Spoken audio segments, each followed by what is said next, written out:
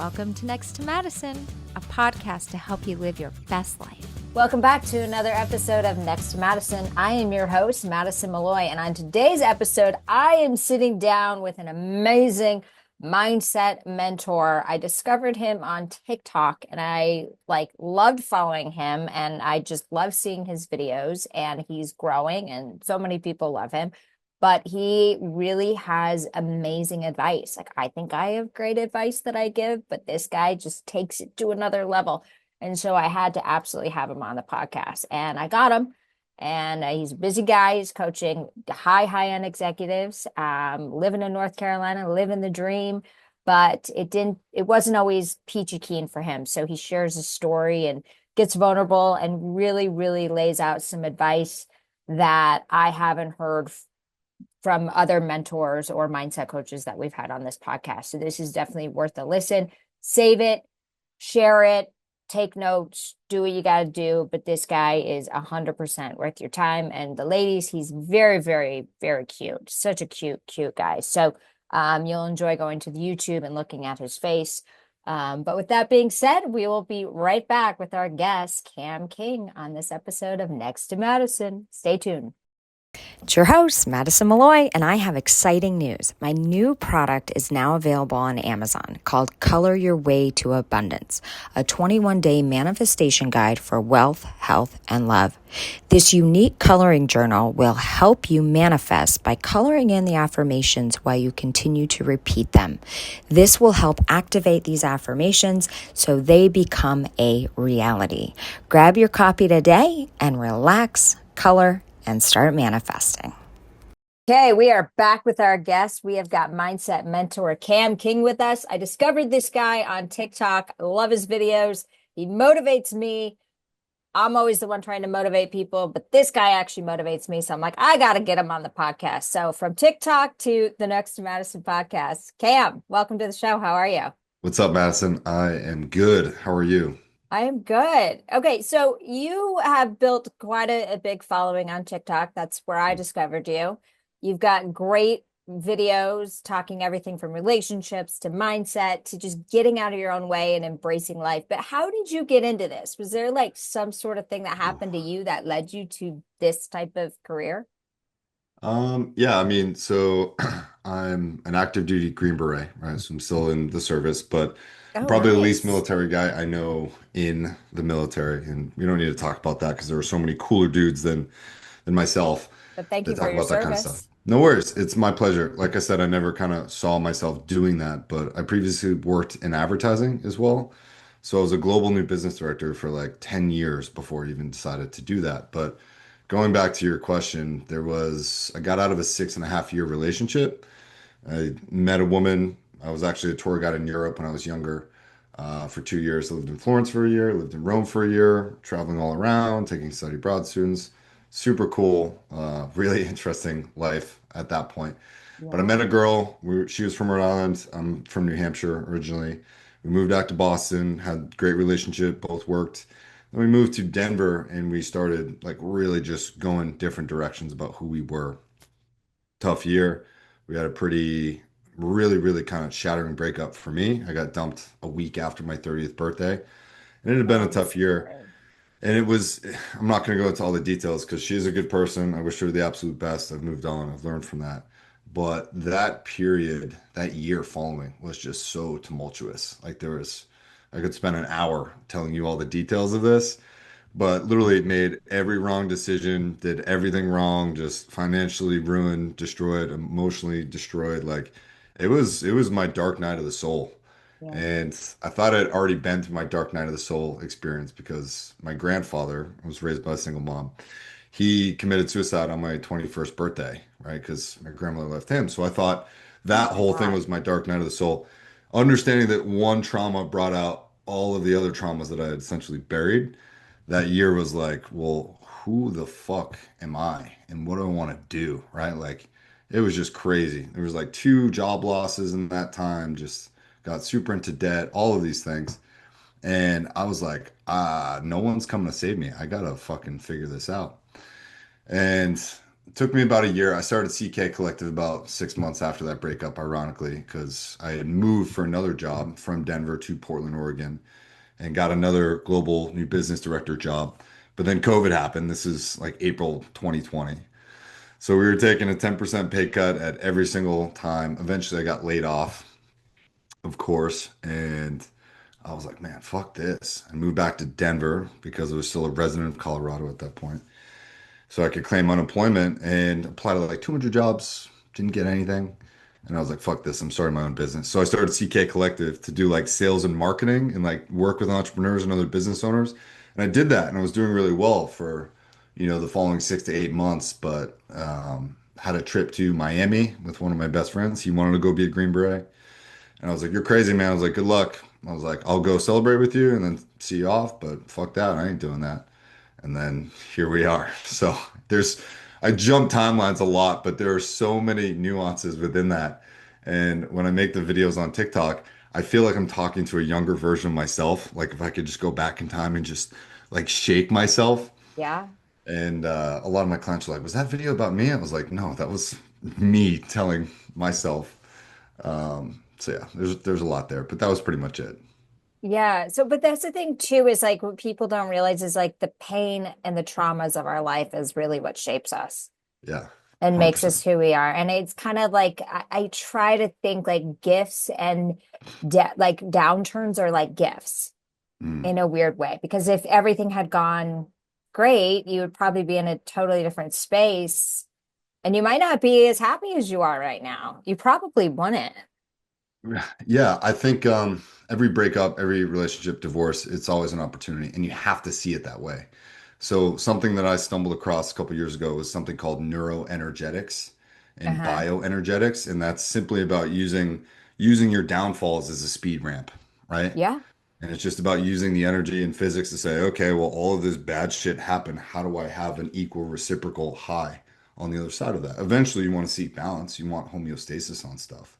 But neuroenergetics, there's 8 different principles that talk about the physiology and the spiritual side of that. And I love medical intuition and spiritual anatomy. And I incorporate that with a lot of my clients. I teach them everything from numerology, Chinese astrology, to medical intuition, to spiritual practices, breath work, meditation, but then also setting hardcore personal tactics, right? Boundaries, protocols, non-negotiables, walking away, looking at someone's words and their actions. Like I get very tactical and granular. I don't like to call myself a life coach, but Yeah. like I had to teach all of myself this shit, Yeah. right? Imagine it doesn't matter what age you are, but anytime your life blows up, you're like, what did I miss? Where did I go wrong? And for me, I was such just, I guess, what's a new term? Neurodivergent.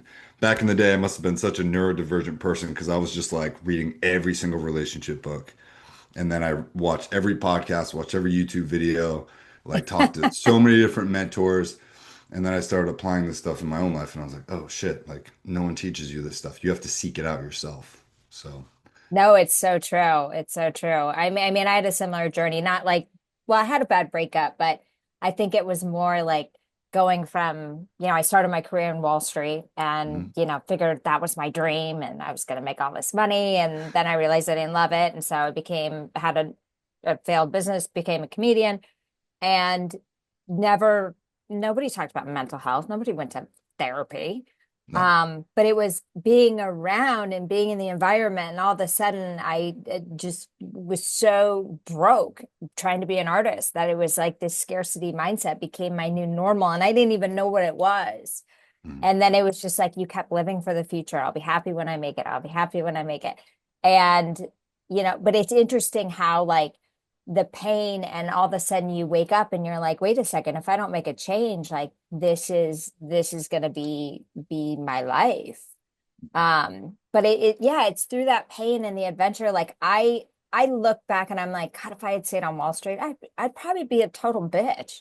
I'm not lying. I'm not lying. I'm just being honest. You know what I Yeah. mean? Maybe a see you next Tuesday. I don't know, whatever people like to say, but I've had so many great experiences, even though comedy was the highs and the lows, but that's what led to my first book. And then that's what led me to be recruited by, Bob Proctor to be one of his coaches. And I said, well, how the hell am I qualified for that? I was the one turning to you. for guidance, but it's the authenticity that you went through that makes you relatable and why you're successful at what you do because you've Mhm. been there. Yeah, it was really interesting going from that level of like emotional and mental pain to like all the things that the military had to offer. I think for me, it was a midlife crisis. And I was like, what did I miss? And I felt like I had to like almost revert and just like burn everything down, like put the business success away. I was a skydive instructor, jujitsu running marathons. Like I was the guy in my Yeah. eyes that I thought I needed to be, that society thinks you need to be, right? 6'5", I'm 240 pounds, and here I was a shell of myself. And so I think that for me, the military was always something I wanted to do.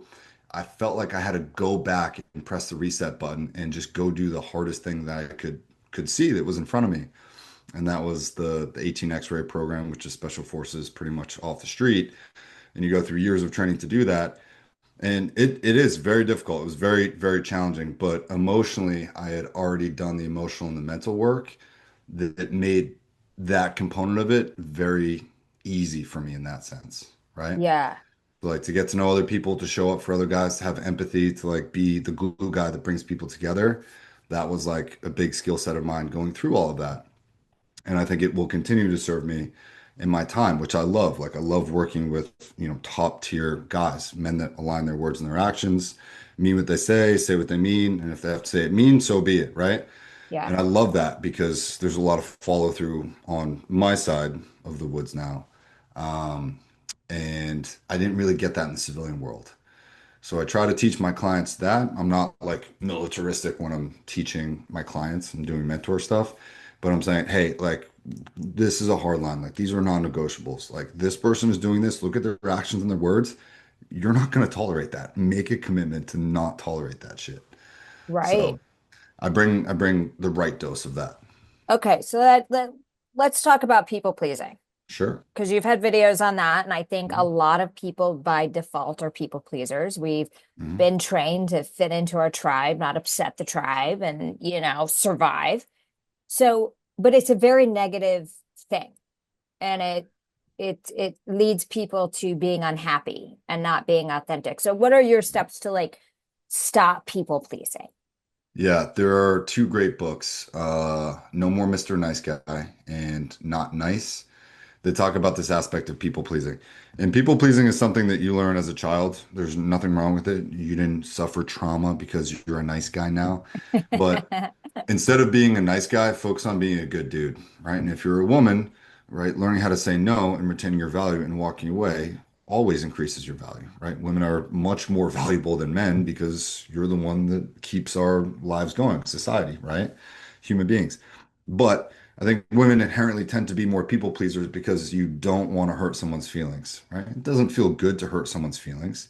So I think I had this conversation yesterday with a client, and she's like, I feel like I'm people pleasing. And I was like, you are by not putting down this man that you don't want to date and dragging it out, you're just peeling the band-aid off really, really slow. And I say, Yeah. now you're adding in confusion because you're saying one thing, but also saying another. You're a really nice guy. You're going to meet a good person. It's a perfect match for you, blah, blah, blah. And I was like, instead of shutting him down, you're still giving him hope, which is going to make it really awkward for you later on. And this happened to her. So she tried to put some guy down in a nice guy way, nice guy, nice woman way. Yeah. And he showed up at the gym and like kind of cornered her and was like, hey, well, I want to improve this and I can do this, blah, blah, blah. And she was like, no, she had to shut him down harder a second time. And then he really like kind of made her feel super uncomfortable. And she was like, you're creeping me out. Like, please leave me alone. And I was like, see how if you just put him down a little bit harder in the beginning, that probably wouldn't have happened.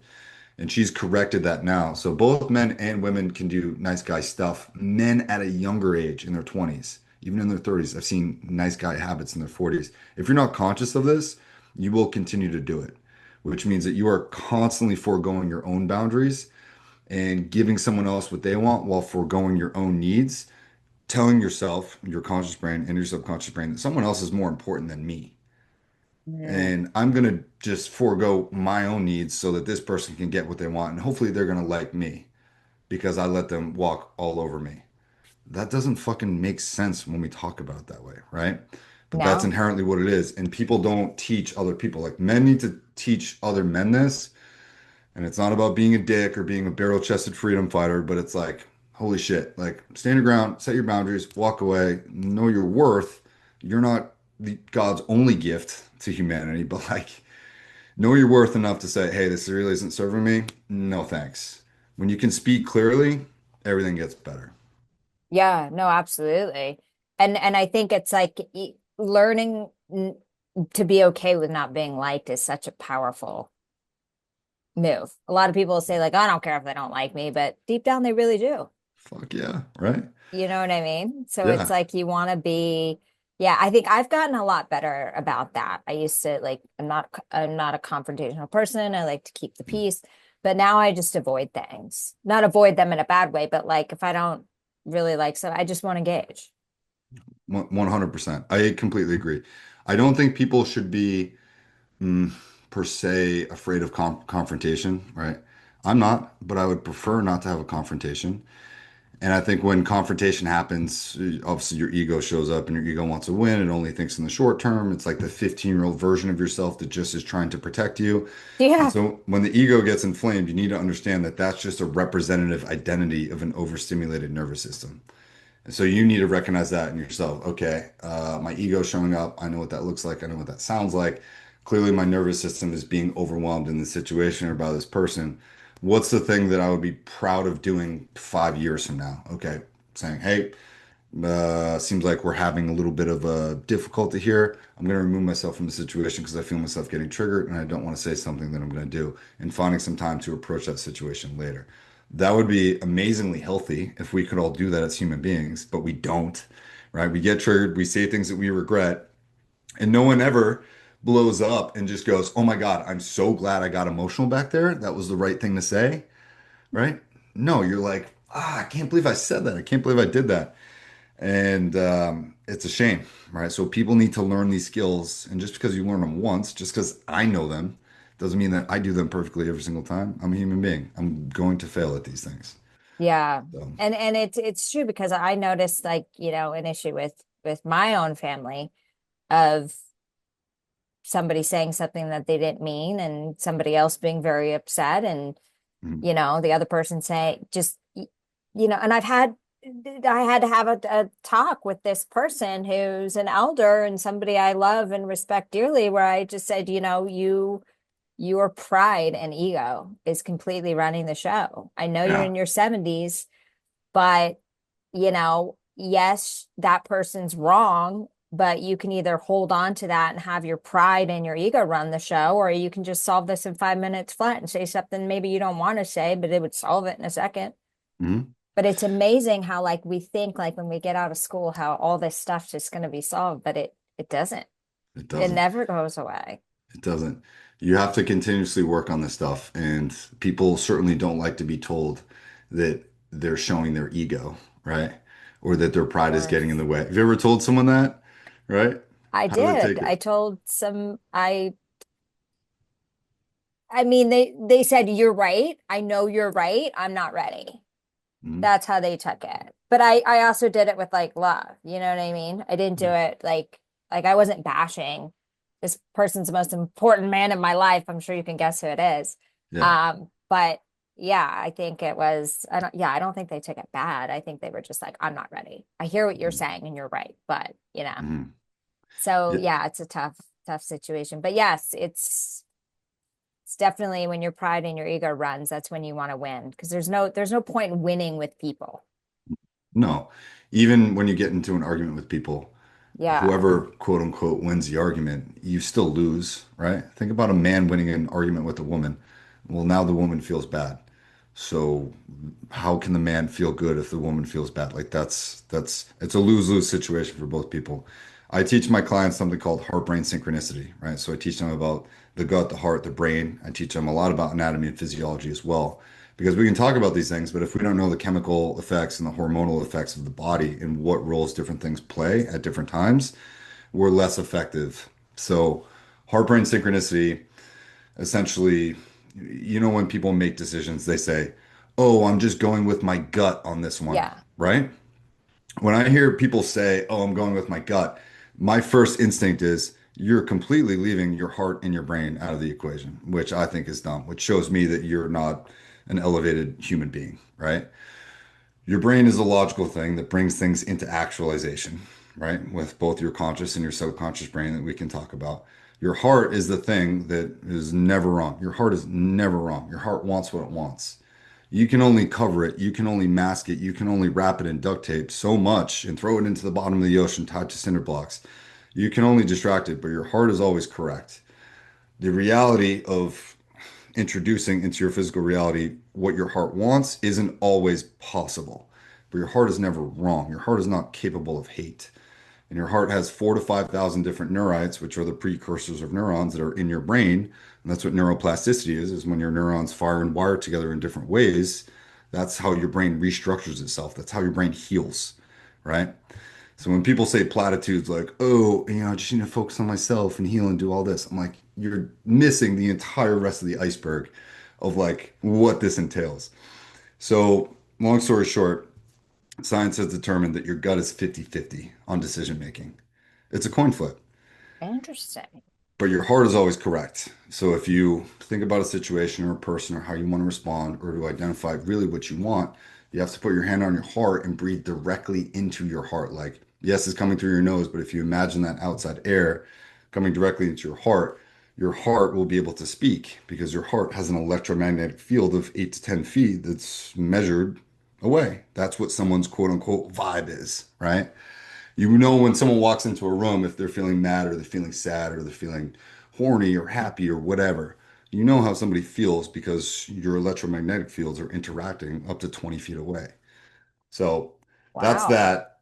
But last part of this, think about that as a triumvirate, your brain, your heart, and your gut. In order to create anything in your life, right? You talk about being on Wall Street. Was your heart ever in you being on Wall Street? My heart was with the money. Yeah. So you're right. It wasn't completely a fuck yeah, which is always a no in my book. So your heart probably wasn't in there, but your brain was like, damn, money, Wall Street, this is good for us, right? Yeah. And your gut was like, nah, yeah, 50-50, sure. No, I don't know.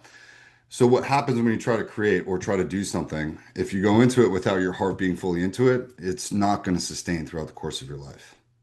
It's not. Your heart cannot catch up to the brain, okay? But if you think about doing something, okay, well, I love comedy. I want to be a comedian, and your heart's into doing that, you can always do that. The brain can catch up to the heart. The heart cannot catch up to the brain, okay? Well said. And your gut is always just along for the ride. It's like the sure, right?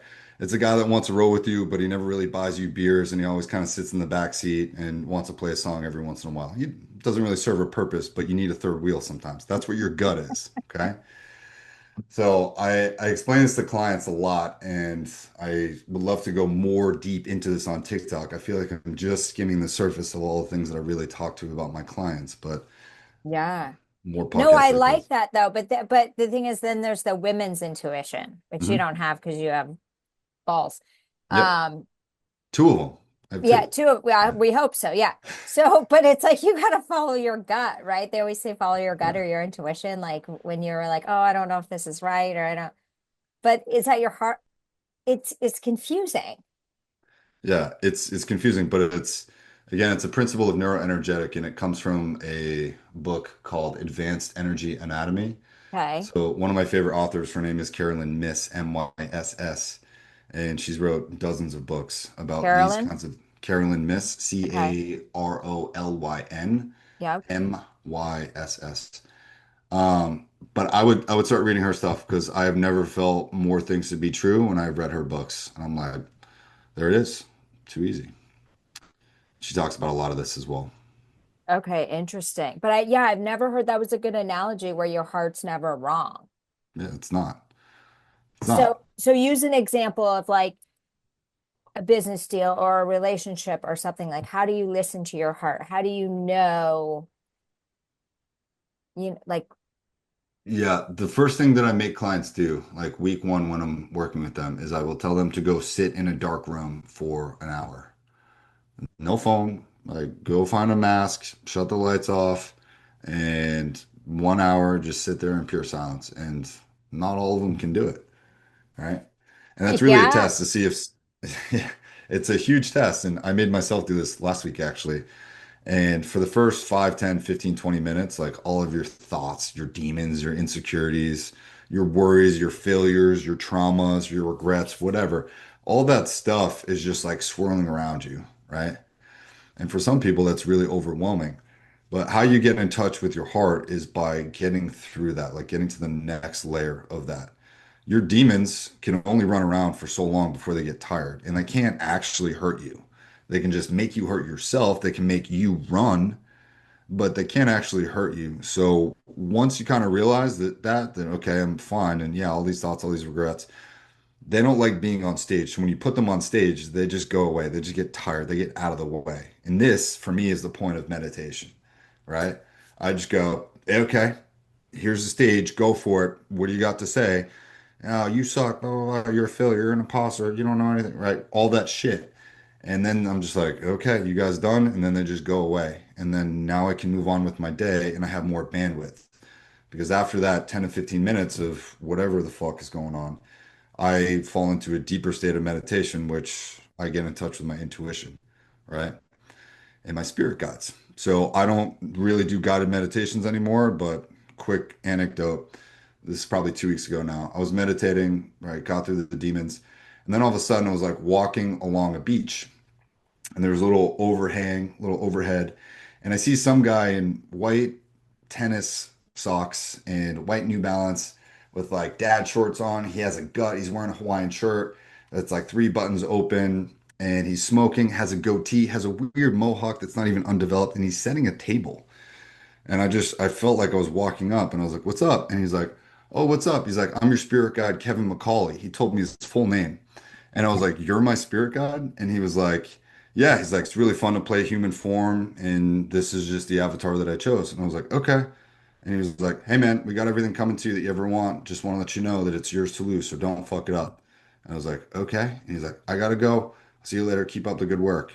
And he just fucking left. And I was like, "The fuck?" Like I came out of my meditation and I was like, "I gotta tell somebody about this, right?" Were you on psychedelics? No, it was like first thing in the morning, and I was like, "Hmm." But I've been cultivating that practice for 5 or 6 years, right? And it doesn't happen to me every single time, but like that one was something I never could have imagined, but I was just like totally had that experience. Like I was there. And so I think that getting in touch with your heart and being able to listen to your heart is something that you have to continuously practice. Because if you don't consciously keep that in the back of your mind, it's very easy for that to get clouded, right? The busyness of the day. You live in New Yeah. York, there's a thousand things. You look anywhere and there's a thousand different things happening, right? So finding that time to just sit with yourself and get in touch with yourself, and I'll teach clients Yeah. breath work to do that as well, but you have to cultivate that practice. That's amazing. So is that the only spirit guide you've seen during your meditations? Is your like he's kind of like a redneck dad. Yeah, he's kind of like a redneck dad, which was really cool. So I that was the first one in like human form that I've seen. That was the most vivid one that I've had in like the past couple of years. I can't really remember anything beyond that. I remember going to like a white room a couple times and like meeting my future self and him just being like, "Look, dude, we got a couple hard years of work for you, but like it's gonna be worth it." He's like, "I can't tell you what you need." He's like, "We got a plan, just trust the process." I remember stuff like that, but it was either just a voice or it was like just a mirror image of me, but talking to me, and I was like, "Oh, this is something So the else." mirrored image, did it look like you, but just older? Um, no, it was like it was an exact carbon copy. Like it was just me, how I looked at that time, but like it was talking to me, and I was like, I don't think I'm schizophrenic, but like this is crazy. I was like, nobody's gonna fucking believe me, right? Yeah, But that's now that wild. I've had more of that, and I feel like open and comfortable talking about that because I think that's a real thing. I think people Yeah. should try and cultivate that. So you meditate 10 to 15 minutes every morning. Like you wake Yep. up and then that's your first. hmm I prefer like if I can get 30 minutes of my day, which time is at a premium in my life right now. But if I can get 30 minutes like unfiltered without the dogs jumping over me or licking my face, where I can just sit there and just get it done, I'd prefer 30 minutes. But it goes by Yeah. like that. It goes by so fast. I once you So you're slip into just those states, breathing. I'm not somebody, I have trouble meditating and I don't do it. And I probably should do it, but I don't. Like Mm, I'll do affirmations and I'll think about things and I'll journal and I'll write stuff down, but I haven't been one to really meditate. And I've people tell me like you would really benefit from it. I mean, I wrote a chapter in my book, like it's something about fuck off meditation, yeah, but like there's other ways to do it because I had such trouble, but I think it would help me because my mind goes a million miles an hour. which is fair. But let me ask you this, Madison. Do you have trouble meditating or do you have trouble with silence Mm, and maybe a little bit stillness? of both. Yeah. It's something to ponder on, right? I don't tell my clients what to do. I will give them Yeah. frames and give them tactics and say, this is up to you to apply this. I cannot tell you how to live a perfect life, but can keep that option open, keep that door open because that may change for you at some point. If it Yeah. doesn't, Oh, that's okay too. yeah, absolutely. I definitely know I have trouble. I'm not very good at relaxing. Mm, Even when I sleep, sometimes I can feel my shoulders are tense. And so I really have to start working on that. Like yeah. somebody said, listen, I know you don't like pot, but it might be good to just to hit like a hash pipe before you go to bed. And I'm like, you're probably right. So I did it the last 2 nights and it's been great. Good, good. Hopefully Is there's no drug test in my future. no, you'll you'll be fine. I hate that. I don't want to say I hate that meditation has become mainstream, but like mindfulness is like such a playful word that people use as like a marketing thing now. Yeah, They try and just tell you to focus on your breath and think no thoughts and blah blah blah. Madison, there's some days where I need to meditate and I just throw on the most brutal death metal and I will just sit there and just listen to death metal for like 10 or 20 minutes. Like it is impossible to not have no thoughts. You can't have no thoughts. right. Like, why even encourage people to try that? Because now people are just resisting stuff, and people have 80,000, 70 to 80,000 thoughts per day, 90% of which are subconscious. 90% of all of the thoughts that you have are negative, self-defeating thoughts because your brain has one job, which is to keep it alive. So to tell someone not to have fear and anxiety and depression when their brain is just trying to keep them alive by reminding them what happened in the past and then telling them to have no thoughts when you have 55 concrete thoughts, 50 of which are in your subconscious brain, five of which are conscious every single minute. How can you tell someone not to have a thought for 10 minutes? It's impossible, right? Right. It's fucking impossible. So I hate that. Just focus on your breath and do this and the Navy SEAL box breathing. It makes me sick, personally. Yeah. Okay, so what did you learn then when you were in the military? Like that, because discipline is key to success. Yeah, but discipline is something that other people bestow on you for the result of your routines and habits, right? Like I am so concrete Right. on that. Like motivation doesn't, you don't need motivation to do fucking anything. Anybody that says otherwise, I would probably fight to the death.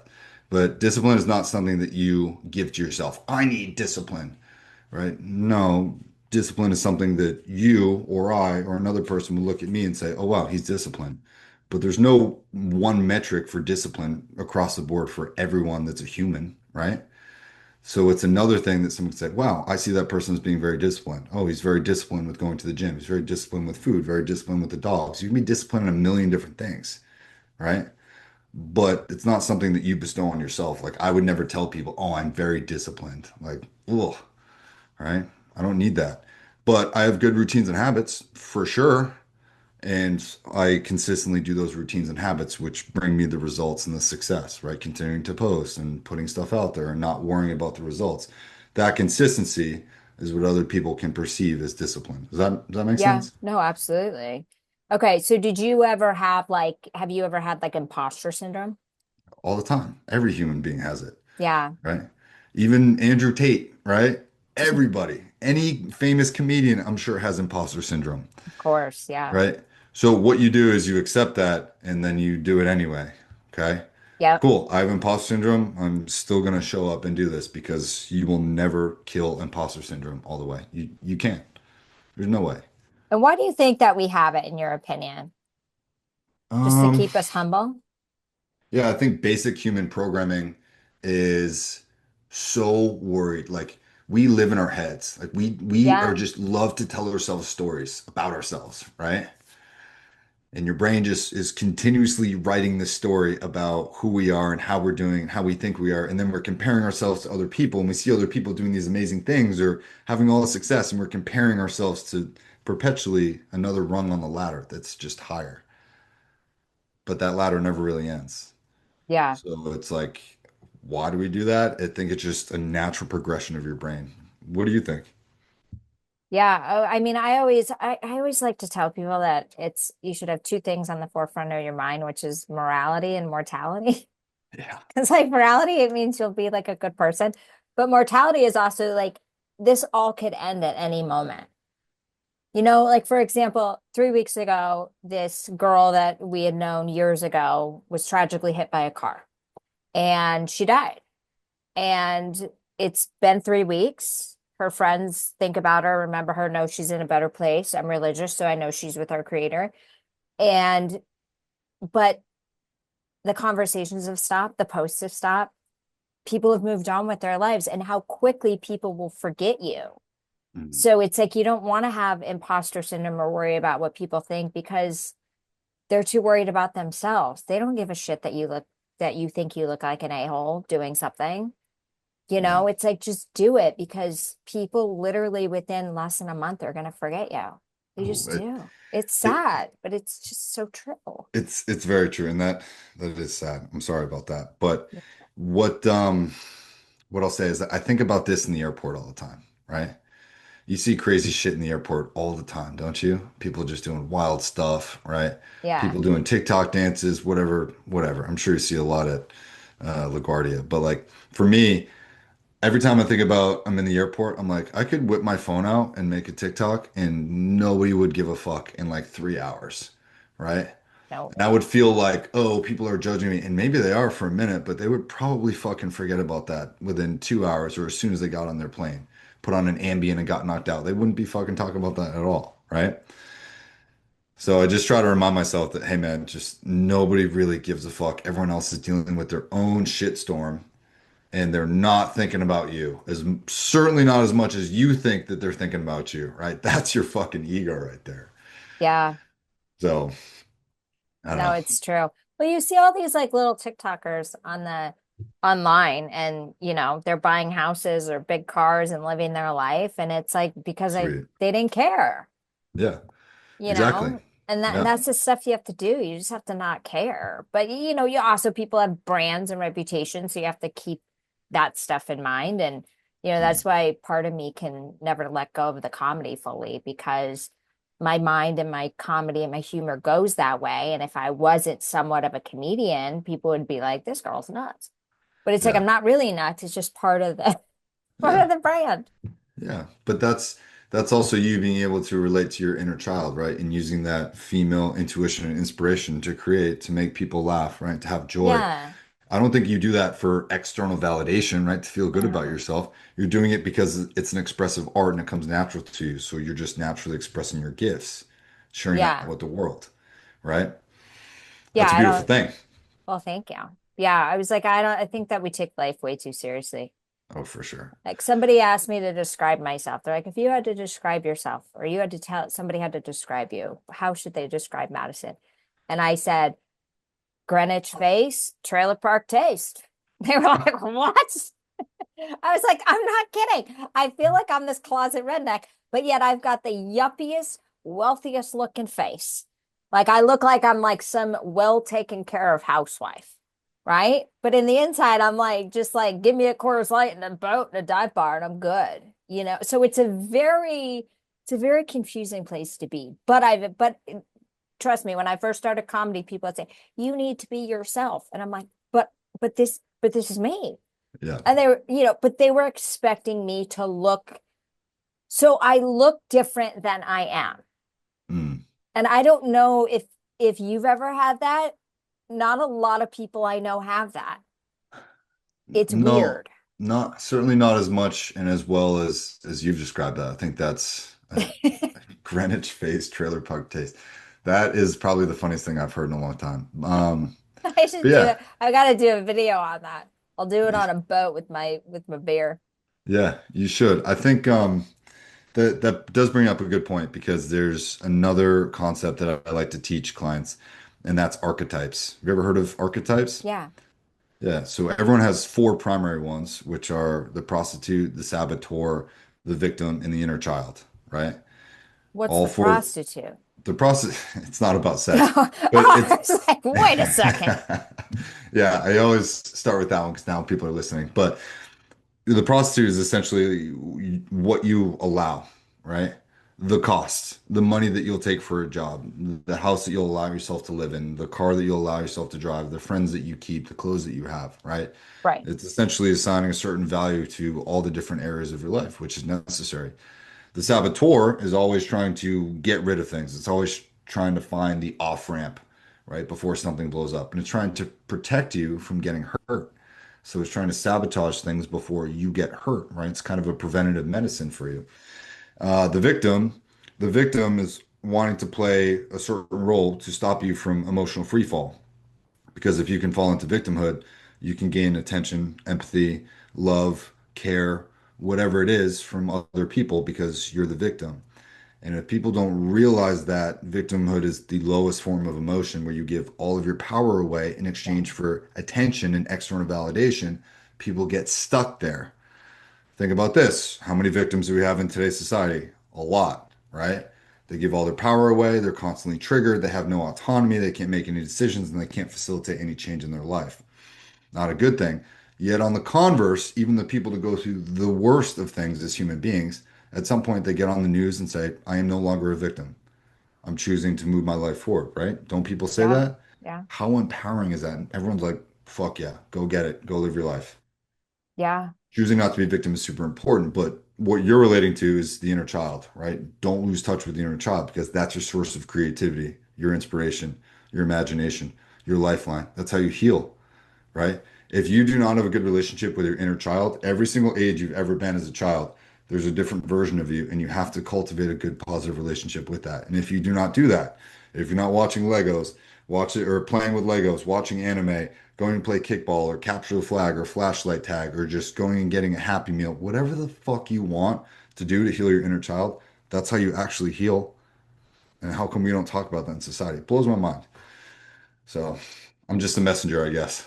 I remember this girl, we always go to the Adirondacks in the summer, and this one of the family friends' granddaughters was like, I'm having and I don't know if I was too drunk, but it was the funniest thing ever. She's like, I need to hang out with my inner child. So I need to go tubing. I need you to take me tubing. And I was like, are you fucking with me? What do you mean? I was like, first of all, I've had like 6 Coors Lights. I don't think I can drive this boat right now. I was like, I'll get my brother to drive the boat. But I was like, can we just take you tubing? Because now I feel like I did psychedelics and I don't even do that. And I don't know what's happening right now. But it was a whole thing where she was trying to heal her inner child. Now I've known this girl her whole life. I thought she had a beautiful childhood. So I'm not sure what happened there. Well, it's not always trauma, but like even if you've had a good and a privileged life, you continuing that relationship with that inner child is important. Yeah. That's as simple as I can say it. So if it's her going tubing because she did that when she was a kid and it makes Yeah. her feel fun and free and live in the moment, fucking do it, Yeah, right? exactly. No, we took her. I found a sober boat driver and we took her. Fuck yeah, We right? flipped her off as hard as we could. We're like, oh, let's go. Good, right? Yeah, And yeah, so that's what that's all about, but that should be normalized. yeah, Right? People talking about that, I think we should normalize that. You look at all these people that grow as adults and they stop doing the things that they like to do as a child. One of my clients, I was like, what'd you like to do as a kid? And they were like, I used to fly kites all the time. I was like, go and fly a kite this weekend, right? Another one of my entrepreneur clients, he's a badass, owns a massive company in New York City, total badass. And he's going through relationship issues.